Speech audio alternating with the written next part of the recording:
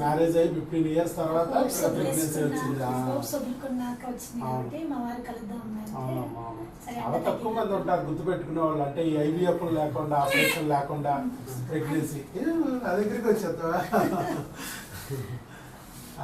చాలా తక్కువ. వచ్చిన తర్వాత అసలు ప్రెగ్నెన్సీ వచ్చిందని కూడా చెప్పరు. కొంతమంది చెప్తారు పాపం, వస్తారు. అయితే ప్రెగ్నెన్సీ నిలబడటానికి మేము 5 నెలలు వాడమంటాం, రిస్క్ లేకపోతే.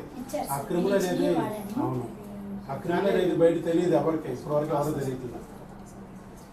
నెక్స్ట్ కూడా ప్లాన్ చేయండి అమ్మా, రెండోది కూడా. ఇక డిజైన్ కదా, ఇక ప్లాన్ చేయొచ్చు. ఒక రోజు ఎప్పుడన్నా వస్తే అప్పుడు క్రిములేగా మీరు వాడేది, క్రిములు హార్మోన్లు మళ్ళీ సేమ్ వాడగానే మళ్ళీ వచ్చేస్తుంది.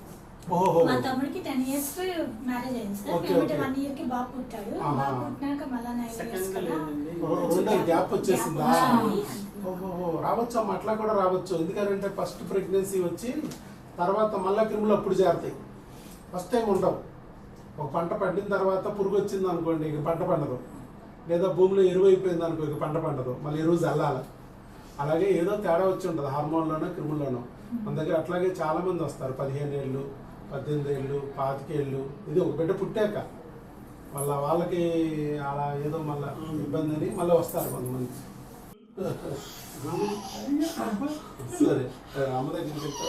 అమ్మ వచ్చేసింది, ఇక ఏదో చేసి అర్థం అనుకుంటాను. అమ్మ నా దగ్గరికే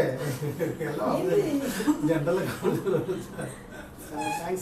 thank you very much. All the best అమ్మా. గాడ్ బ్లెస్ యూ తల్లి. శీఘ్రమే చక్కగా డాక్టర్ అయ్యి పెద్ద హీరోయిన్ అయ్యి ప్రపంచాన్ని ఏలియాలి నువ్వు అంతే. ఆల్ ది బెస్ట్ అమ్మా. God bless you.